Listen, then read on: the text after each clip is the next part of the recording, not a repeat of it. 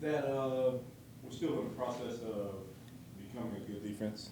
We have to take this loss and learn from it. They did a great job yesterday of getting back to work, working fundamentals, and go back out there and line it up again. Cornerback is such a feast or famine position. I think Tyson got beat on a play earlier in the game, and then he made that crucial third down stop to give offense the ball back. Just being in positions like that and seeing a young player make that stop, how much confidence does that give you in a guy like that?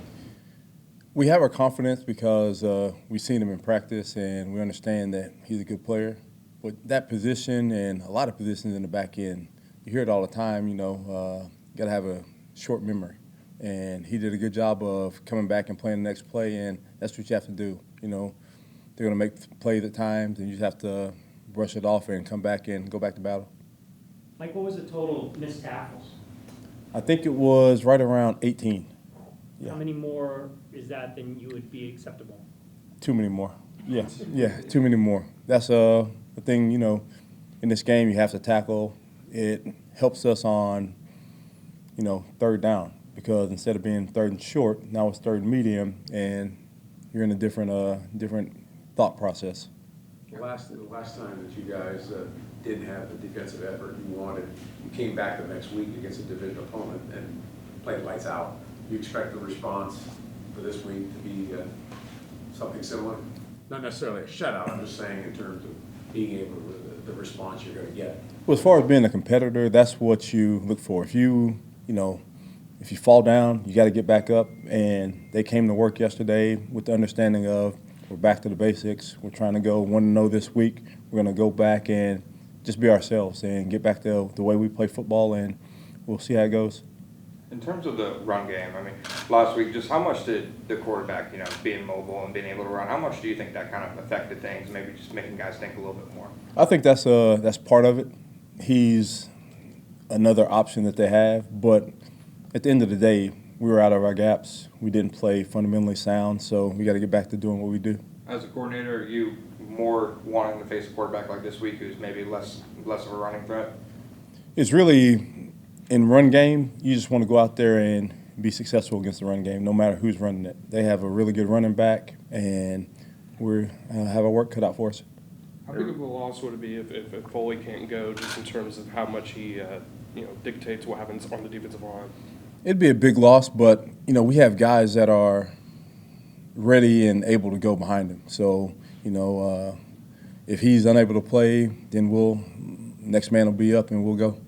Everyone always says turnovers come in bunches. What makes a defense be able to be on the right side of those turnovers and get them flowing? I think it's a lot of effort and just a mentality. We talk about it, but the guys go out there and they really think about it and they practice it, and they practice fast. That's part of it, being able to be around the ball, being able to play fast and affect the quarterback, affect receivers, and just like you said, they come in bunches. Doug said earlier this week that he thinks a lot of those turnovers are coming from your personality and just kind of how you talk to the players and what you're expecting from them. Do you think that's a fair statement that they're responding to what you and the rest of the coaches do? I wish I could say that, but they're the ones out there making the plays. We talk about it as a staff and we talk about it as coaches to the players all the time. And we have different things behind the scenes that we try to stress, but they go out there and they in the right position, they play fast, and they're creating the turnovers. What sort of growth have you seen from Andre Cisco from week 1 until now? I think he's consistent. You saw him early on. Communication was there. Now it's just even multiplying. He's communicating and made a big play last week, and we'll just continue to see those happen. What kind of stress does Brandon Cooks put on defense? He's a guy that they go to. He's their guy that, when it's time to get the ball or time for a critical play, they're looking for him. And anytime you have a guy that's a volume player that has the skill set that he has, it's going to be a tough day. When you look at Davis Mills, what stands out to you?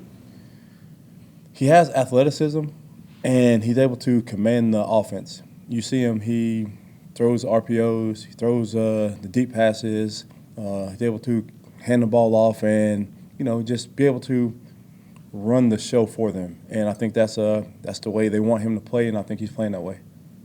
young quarterbacks sometimes can get confused by defenses. What is it that defenses can do to kind of give young quarterbacks those extra struggles or make them think a little bit longer? I think in really the way we go about it, any quarterback, you want to speed him up, you want to pressure him. And we just want to go out there and try to show him a different look and, pressure him as much as we can. The front four, going to try to get after him, make him speed his clock up so that's uncomfortable for him. Anything else? All right. All right. Thank you. Thank you.